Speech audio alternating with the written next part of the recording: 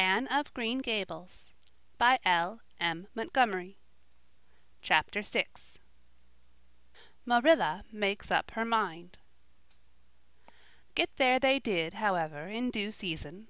Mrs. Spencer lived in a big yellow house at White Sands Cove, and she came to the door with surprise and welcome mingled on her benevolent face. "Dear, dear," she exclaimed, "you're the last folks I was looking for today, but I'm real glad to see you. You'll put your horse in, and how are you, Anne?" "I'm as well as can be expected, thank you," said Anne smilelessly. A blight seemed to have descended on her. "I suppose we'll stay a little while to rest the mare," said Marilla, "but I promised Matthew I'd be home early.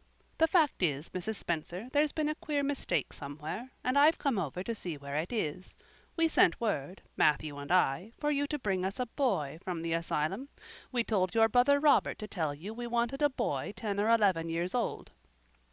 "Marilla Cuthbert, you don't say so," said Mrs. Spencer in distress. "Why, Robert sent word down by his daughter Nancy, and she said you wanted a girl. Didn't she, Flora Jane?" appealing to her daughter, who had come out to the steps. "She certainly did, Miss Cuthbert," corroborated Flora Jane earnestly.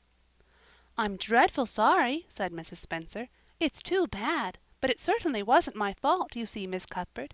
I did the best I could and thought I was following your instructions. Nancy is a terrible flighty thing. I've often had to scold her well for her heedlessness." "It was our own fault," said Marilla resignedly. "We should have come to you ourselves and not left an important message to be passed along by word of mouth in that fashion. Anyhow, the mistake has been made and the only thing to do is to set it right. Can we send the child back to the asylum? I suppose they'll take her back, won't they?" "I suppose so," said Mrs. Spencer thoughtfully, "but I don't think it will be necessary to send her back. Mrs. Peter Blewett was up here yesterday, and she was saying to me how much she wished she'd sent by me for a little girl to help her. Mrs. Peter has a large family, you know, and she finds it hard to get help. Anne will be the very girl for her. I call it positively providential." Marilla did not look as if she thought Providence had much to do with the matter. Here was an unexpectedly good chance to get this unwelcome orphan off her hands, and she did not even feel grateful for it. She knew Mrs. Peter Blewett only by sight, as a small, shrewish-faced woman without an ounce of superfluous flesh on her bones, but she had heard of her. A terrible worker and driver Mrs. Peter was said to be, and discharged servant girls told fearsome tales of her temper and stinginess, and her family of pert, quarrelsome children. Marilla felt a qualm of conscience at the thought of handing Anne over to her tender mercies. "Well, I'll go in and we'll talk the matter over," she said. "And if there isn't Mrs. Peter coming up the lane this blessed minute!" exclaimed Mrs. Spencer, bustling her guests through the hall into the parlor, where a deadly chill struck on them, as if the air had been strained so long through dark green, closely drawn blinds that it had lost every particle of warmth it had ever possessed. "That is real lucky, for we can settle the matter right away. Take the armchair, Miss Cuthbert. Anne, you sit here on the ottoman and don't wiggle. Let me take your hats. Flora Jane, go out and put the kettle on. Good afternoon, Mrs. Blewett. We were just saying how fortunate it was you happened along. Let me introduce you two ladies. Mrs. Blewett, Miss Cuthbert. Please excuse me for just a moment. I forgot to tell Flora Jane to take the buns out of the oven." Mrs. Spencer whisked away, after pulling up the blinds. Anne, sitting mutely on the ottoman, with her hands clasped tightly in her lap, stared at Mrs. Blewett as one fascinated. Was she to be given into the keeping of this sharp-faced, sharp-eyed woman? She felt a lump coming up in her throat, and her eyes smarted painfully. She was beginning to be afraid she couldn't keep the tears back when Mrs. Spencer returned, flushed and beaming, quite capable of taking any and every difficulty, physical, mental, or spiritual, into consideration and settling it out of hand. "It seems there's been a mistake about this little girl, Mrs. Blewett," she said. "I was under the impression that Mr. and Miss Cuthbert wanted a little girl to adopt. I was certainly told so. But it seems it was a boy they wanted, so if you're still of the same mind as you were yesterday, I think she'll be just the thing for you." Mrs. Blewett darted her eyes over Anne from head to foot. "How old are you, and what's your name?" she demanded. "Anne Shirley," faltered the shrinking child, not daring to make any stipulations regarding the spelling thereof. "And I'm 11 years old." "Humph! You don't look as if there was much to you. But you're wiry. I don't know but the wiry ones are the best after all. Well, if I take you you'll have to be a good girl, you know, good and smart and respectful. I'll expect you to earn your keep, and no mistake about that. Yes, I suppose I might as well take her off your hands, Miss Cuthbert. The baby's awful fractious, and I'm clean worn out attending to him. If you like, I can take her right home now." Marilla looked at Anne, and softened at sight of the child's pale face with its look of mute misery, the misery of a helpless little creature who finds itself once more caught in the trap from which it had escaped. Marilla felt an uncomfortable conviction that, if she denied the appeal of that look, it would haunt her to her dying day. Moreover, she did not fancy Mrs. Blewett. To hand a sensitive, high-strung child over to such a woman! No, she could not take the responsibility of doing that. "Well, I don't know," she said slowly. "I didn't say that Matthew and I had absolutely decided that we wouldn't keep her. In fact, I may say that Matthew is disposed to keep her. I just came over to find out how the mistake had occurred. I think I'd better take her home again and talk it over with Matthew. I feel that I oughtn't to decide on anything without consulting him. If we make up our mind not to keep her, we'll bring or send her over to you tomorrow night. If we don't, you may know that she is going to stay with us. Will that suit you, Mrs. Blewett?" "I suppose it'll have to," said Mrs. Blewett ungraciously. During Marilla's speech a sunrise had been dawning on Anne's face. First the look of despair faded out, then came a faint flush of hope. Her eyes grew deep and bright as morning stars. The child was quite transfigured, and a moment later, when Mrs. Spencer and Mrs. Blewett went out in quest of a recipe the latter had come to borrow, she sprang up and flew across the room to Marilla. "Oh, Miss Cuthbert, did you really say that perhaps you would let me stay at Green Gables?" she said in a breathless whisper, as if speaking aloud might shatter the glorious possibility. "Did you really say it, or did I only imagine that you did?" "I think you'd better learn to control that imagination of yours, Anne, if you can't distinguish between what is real and what isn't," said Marilla crossly. "Yes, you did hear me say just that and no more. It isn't decided yet, and perhaps we will conclude to let Mrs. Blewett take you after all. She certainly needs you much more than I do." "I'd rather go back to the asylum than go to live with her," said Anne passionately. "She looks exactly like a gimlet." Marilla smothered a smile under the conviction that Anne must be reproved for such a speech. "A little girl like you should be ashamed of talking so about a lady and a stranger," she said severely. "Go back and sit down quietly and hold your tongue and behave as a good girl should." "I'll try to do and be anything you want me, if you'll only keep me," said Anne, returning meekly to her ottoman. When they arrived back at Green Gables that evening, Matthew met them in the lane. Marilla from afar had noted him prowling along it and guessed his motive.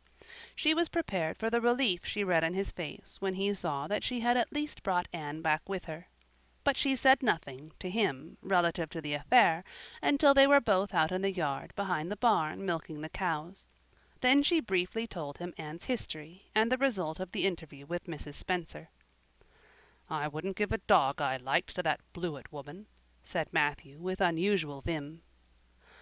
"I don't fancy her style myself," admitted Marilla, "but it's that or keeping her ourselves, Matthew. And since you seem to want her, I suppose I'm willing, or have to be. I've been thinking over the idea until I've got kind of used to it. It seems a sort of duty. I've never brought up a child, especially a girl, and I dare say I'll make a terrible mess of it, but I'll do my best. So far as I'm concerned, Matthew, she may stay." Matthew's shy face was aglow of delight. "Well now, I reckoned you'd come to see it in that light, Marilla," he said. "She's such an interesting little thing." "It'd be more to the point if you could say she was a useful little thing," retorted Marilla, "but I'll make it my business to see she's trained to be that.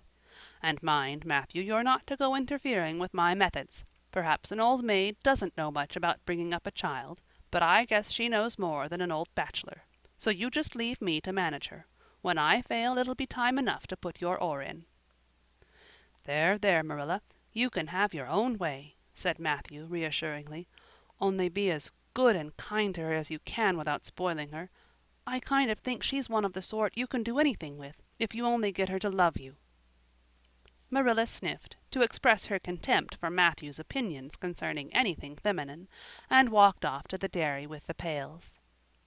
I won't tell her tonight she can stay, she reflected, as she strained the milk into the creamers. She'd be so excited that she wouldn't sleep a wink. Marilla Cuthbert, you're fairly in for it. Did you ever suppose you'd see the day when you'd be adopting an orphan girl? It's surprising enough, but not so surprising as that Matthew should be at the bottom of it, him that always seemed to have such a mortal dread of little girls. Anyhow, we've decided on the experiment, and goodness only knows what will come of it. End of chapter 6.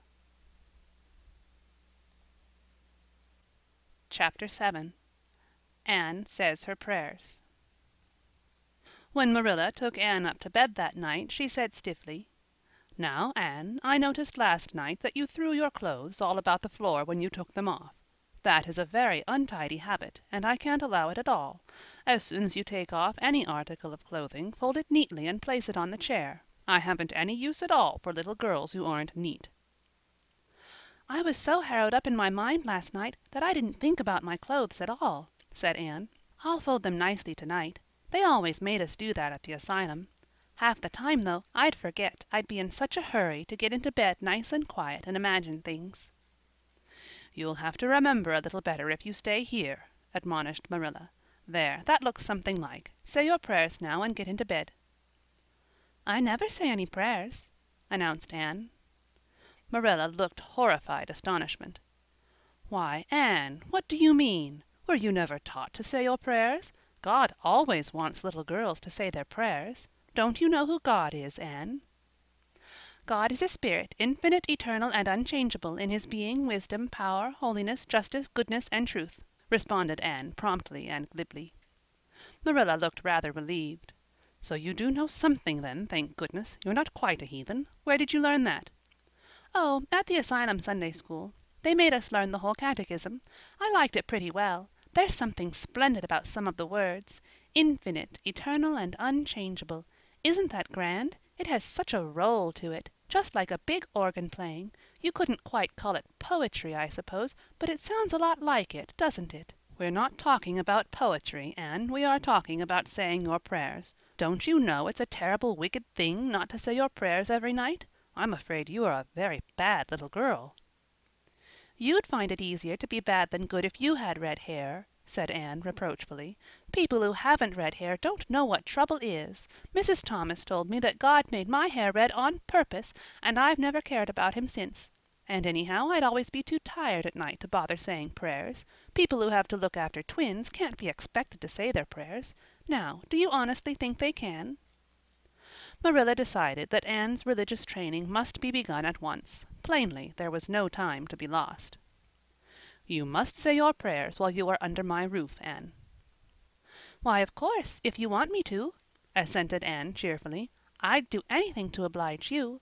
But you'll have to tell me what to say for this once. After I get into bed I'll imagine out a real nice prayer to say always.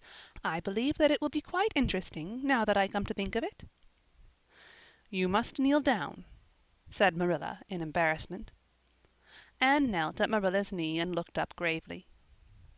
"Why must people kneel down to pray? If I really wanted to pray, I'll tell you what I'd do. I'd go out into a great big field all alone or into the deep, deep woods, and I'd look up into the sky, up, up into that lovely blue sky that looks as if there was no end to its blueness. And then I'd just feel a prayer. Well, I'm ready. What am I to say?" Marilla felt more embarrassed than ever. She had intended to teach Anne the childish classic, "Now I lay me down to sleep." But she had, as I have told you, the glimmerings of a sense of humor, which is simply another name for a sense of fitness of things, and it suddenly occurred to her that that simple little prayer, sacred to white-robed childhood lisping at motherly knees, was entirely unsuited to this freckled witch of a girl who knew and cared nothing about God's love, since she had never had it translated to her through the medium of human love. "You're old enough to pray for yourself, Anne," she said finally. "Just thank God for your blessings and ask him humbly for the things you want." "Well, I'll do my best," promised Anne, burying her face in Marilla's lap. "Gracious Heavenly Father," that's the way the ministers say it in church, so I suppose it's all right in private prayer, isn't it? she interjected, lifting her head for a moment. Gracious Heavenly Father, I thank thee for the white way of delight, and the lake of shining waters, and Bonnie, and the Snow Queen. I'm really extremely grateful for them, and that's all the blessings I can think of just now to thank thee for. As for the things I want, they're so numerous that it would take a great deal of time to name them all, so I will only mention the two most important. Please let me stay at Green Gables, and please let me be good-looking when I grow up. I remain, yours respectfully, Anne Shirley. There, did I do all right? She asked eagerly, getting up. I could have made it much more flowery if I'd had a little more time to think it over. Poor Marilla was only preserved from complete collapse by remembering that it was not irreverence, but simply spiritual ignorance on the part of Anne that was responsible for this extraordinary petition. She tucked the child up in bed, mentally vowing that she should be taught a prayer the very next day, and was leaving the room with the light when Anne called her back. I've just thought of it now. I should have said Amen in place of yours respectfully, shouldn't I? The way the ministers do. I'd forgotten it, but I felt a prayer should be finished off in some way, so I put in the other. Do you suppose it will make any difference? I don't suppose it will, said Marilla. Go to sleep now like a good child. Good night. I can say good night tonight with a clear conscience, said Anne, cuddling luxuriously down among her pillows. Marilla retreated to the kitchen, set the candle firmly on the table, and glared at Matthew. Matthew Cuthbert, it's about time somebody adopted that child and taught her something. She's next door to a perfect heathen. Will you believe that she never said a prayer in her life till tonight? I'll send her to the manse tomorrow and borrow the Peep of Day series, that's what I'll do, and she shall go to Sunday school just as soon as I can get some suitable clothes made for her. I foresee that I shall have my hands full. Well, we can't get through this world without our share of trouble. I've had a pretty easy life of it so far, but my time has come at last, and I suppose I'll just have to make the best of it. End of Chapter 7. Chapter 8. Anne's bringing up is begun. For reasons best known to herself, Marilla did not tell Anne that she was to stay at Green Gables until the next afternoon. During the forenoon she kept the child busy with various tasks and watched over her with a keen eye while she did them. By noon she had concluded that Anne was smart and obedient, willing to work and quick to learn. Her most serious shortcoming seemed to be a tendency to fall into daydreams in the middle of a task and forget all about it until such time as she was sharply recalled to earth by a reprimand or catastrophe. When Anne had finished washing the dinner dishes, she suddenly confronted Marilla with the air and expression of one desperately determined to learn the worst. Her thin little body trembled from head to foot. Her face flushed and her eyes dilated until they were almost black. She clasped her hands tightly and said in an imploring voice, "Oh, please, Miss Cuthbert, won't you tell me if you are going to send me away or not? I've tried to be patient all the morning, but I really feel that I cannot bear not knowing any longer. It's a dreadful feeling. Please tell me." "You haven't scalded the dishcloth in clean hot water as I told you to do," said Marilla immovably. "Just go and do it before you ask any more questions, Anne." Anne went and attended to the dishcloth.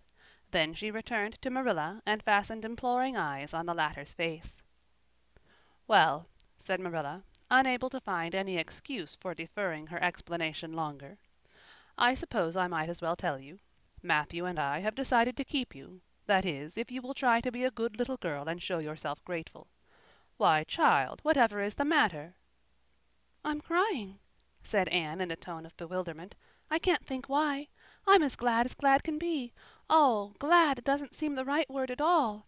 I was glad about the white way and the cherry blossoms, but this, oh, it's something more than glad. I'm so happy. I'll try to be good. It will be uphill work, I expect, for Mrs. Thomas often told me I was desperately wicked. However, I'll do my very best. But can you tell me why I'm crying?" "I suppose it's because you're all excited and worked up," said Marilla disapprovingly. "Sit down on that chair and try to calm yourself. I'm afraid you both cry and laugh far too easily. Yes, you can stay here and we will try to do right by you. You must go to school, but it's only a fortnight till vacation, so it isn't worthwhile for you to start before it opens again in September." "What am I to call you?" asked Anne. "Shall I always say Miss Cuthbert? Can I call you Aunt Marilla?" No, you'll call me just plain Marilla. I'm not used to being called Miss Cuthbert, and it would make me nervous." "It sounds awfully disrespectful to just say Marilla," protested Anne. "I guess there'll be nothing disrespectful in it if you're careful to speak respectfully. Everybody, young and old, in Avonlea calls me Marilla, except the minister. He says Miss Cuthbert, when he thinks of it." "I'd love to call you Aunt Marilla," said Anne wistfully. "I've never had an aunt or any relation at all, not even a grandmother. It would make me feel as if I really belonged to you. Can't I call you Aunt Marilla?" "No, I'm not your aunt, and I don't believe in calling people names that don't belong to them." "But we could imagine you were my aunt." "I couldn't," said Marilla grimly. "Do you never imagine things different from what they really are?" asked Anne, wide-eyed. "No." "Oh!" Anne drew a long breath. "Oh, Marilla, how much you miss!" "I don't believe in imagining things different from what they really are," retorted Marilla. "When the Lord puts us in certain circumstances he doesn't mean for us to imagine them away. And that reminds me. Go into the sitting-room, Anne. Be sure your feet are clean and don't let any flies in, and bring me out the illustrated card that's on the mantelpiece. The Lord's Prayer is on it, and you'll devote your spare time this afternoon to learning it off by heart. There's to be no more of such praying as I heard last night." "I suppose I was very awkward," said Anne apologetically, "but then, you see, I'd never had any practice. You couldn't really expect a person to pray very well the first time she tried, could you? I thought out a splendid prayer after I went to bed, just as I promised you I would. It was nearly as long as a minister's and so poetical. But would you believe it? I couldn't remember one word when I woke up this morning, and I'm afraid I'll never be able to think out another one as good. Somehow, things are never so good when they're thought out a second time. Have you ever noticed that?" "Here is something for you to notice, Anne. When I tell you to do a thing, I want you to obey me at once and not stand stock still and discourse about it. Just you go and do as I bid you." Anne promptly departed for the sitting-room across the hall. She failed to return. After waiting 10 minutes, Marilla laid down her knitting and marched after her with a grim expression. She found Anne standing motionless before a picture hanging on the wall between the two windows, with her eyes astar with dreams. The white and green light strained through apple trees and clustering vines outside fell over the rapt little figure with a half unearthly radiance. "Anne, whatever are you thinking of?" demanded Marilla sharply. Anne came back to earth with a start.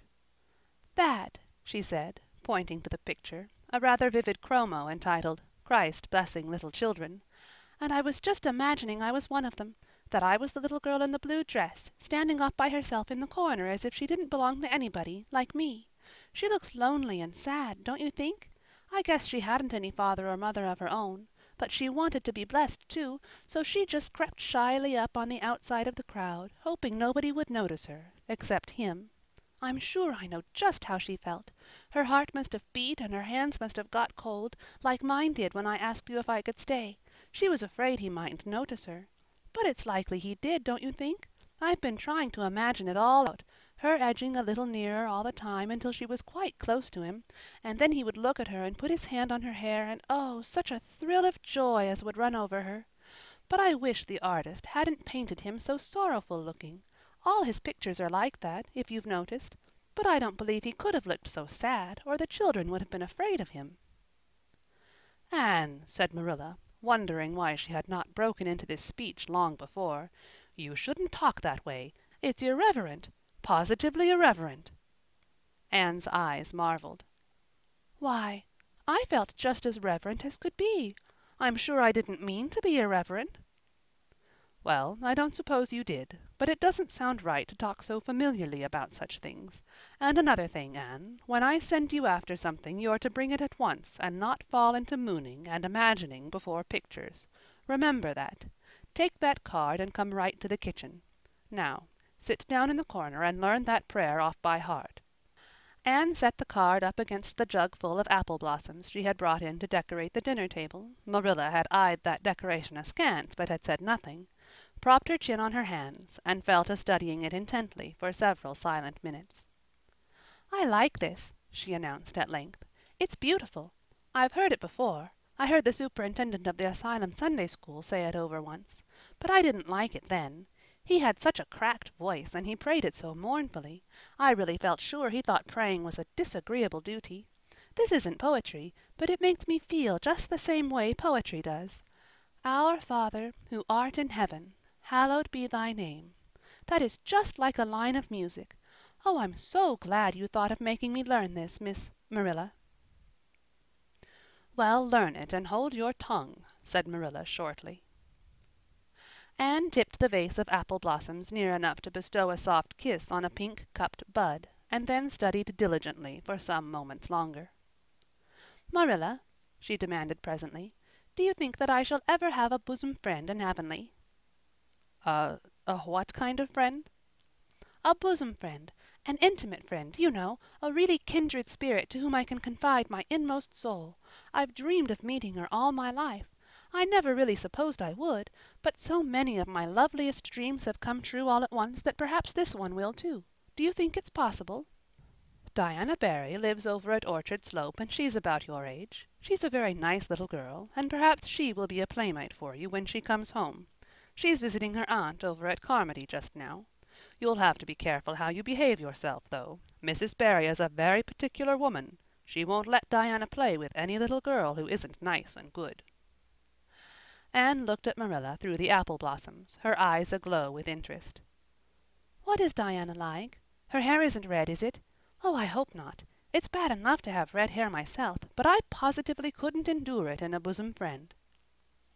Diana is a very pretty little girl. She has black eyes and hair and rosy cheeks, and she is good and smart, which is better than being pretty. Marilla was as fond of morals as the Duchess in Wonderland, and was firmly convinced that one should be tacked on to every remark made to a child who was being brought up. But Anne waved the moral inconsequently aside and seized only on the delightful possibilities before it. Oh, I'm so glad she's pretty. Next to being beautiful oneself, and that's impossible in my case, it would be best to have a beautiful bosom friend. When I lived with Mrs. Thomas, she had a bookcase in her sitting room with glass doors. There weren't any books in it. Mrs. Thomas kept her best china and her preserves there, when she had any preserves to keep. One of the doors was broken. Mr. Thomas smashed it one night when he was slightly intoxicated, but the other was whole, and I used to pretend that my reflection in it was another little girl who lived in it. I called her Katie Maurice, and we were very intimate. I used to talk to her by the hour, especially on Sunday, and tell her everything. Katie was the comfort and consolation of my life.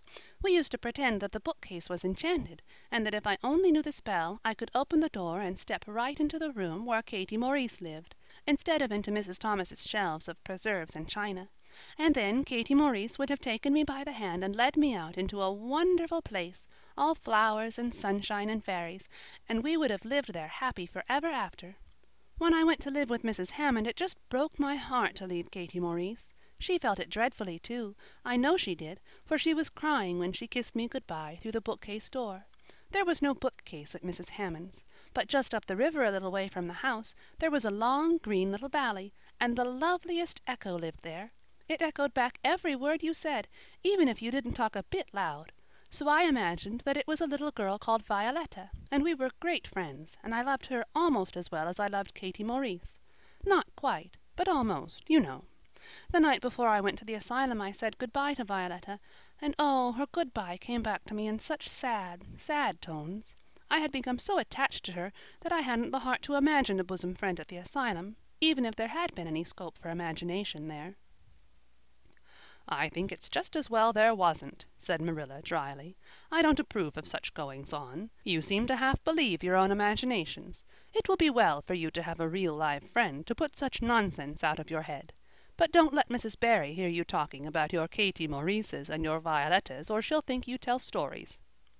"Oh, I won't. I couldn't talk of them to everybody. Their memories are too sacred for that. But I thought I'd like to have you know about them. Oh, look, here's a big bee just tumbled out of an apple blossom. Just think what a lovely place to live, in an apple blossom. Fancy going to sleep in it when the wind was rocking it. If I wasn't a human girl, I think I'd like to be a bee and live among the flowers." "Yesterday you wanted to be a seagull," sniffed Marilla. "I think you are very fickle-minded. I told you to learn that prayer and not talk. But it seems impossible for you to stop talking if you've got anybody that will listen to you. So go up to your room and learn it. "Oh, I know it pretty nearly all now, all but just the last line." Well, never mind. Do as I tell you. Go to your room and finish learning it well, and stay there until I call you down to help me get tea." "Can I take the apple blossoms with me for company?" pleaded Anne. No, you don't want your room cluttered up with flowers. You should have left them on the tree in the first place. "I did feel a little that way too," said Anne. "I kind of felt I shouldn't shorten their lovely lives by picking them. I wouldn't want to be picked if I were an apple blossom.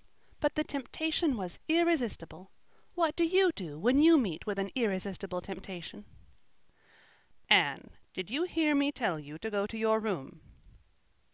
Anne sighed, retreated to the east gable, and sat down in a chair by the window. "There, I know this prayer. I learned that last sentence coming upstairs. Now I'm going to imagine things into this room so that they'll always stay imagined. The floor is covered with a white velvet carpet with pink roses all over it, and there are pink silk curtains at the windows. The walls are hung with gold and silver brocade tapestry. The furniture is mahogany. I never saw any mahogany, but it does sound so luxurious. This is a couch all heaped with gorgeous silken cushions, pink and blue and crimson and gold, and I am reclining gracefully on it. I can see my reflection in that splendid big mirror hanging on the wall.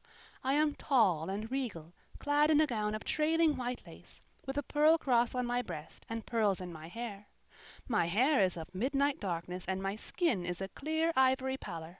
My name is the Lady Cordelia Fitzgerald. No, it isn't. I can't make that seem real." She danced up to the little looking-glass and peered into it. Her pointed freckled face and solemn gray eyes peered back at her. "You're only Anne of Green Gables," she said earnestly, "and I see you, just as you are looking now, whenever I try to imagine I'm the Lady Cordelia. But it's a million times nicer to be Anne of Green Gables than Anne of Nowhere in particular, isn't it?" She bent forward, kissed her reflection affectionately, and betook herself to the open window. "Dear Snow Queen, good afternoon. And good afternoon, dear birches down in the hollow. And good afternoon, dear gray house up on the hill. I wonder if Diana is to be my bosom friend. I hope she will, and I shall love her very much. But I must never quite forget Katie Maurice and Violetta. They would feel so hurt if I did, and I'd hate to hurt anybody's feelings, even a little bookcase girl's or a little echo girl's. I must be careful to remember them, and send them a kiss every day."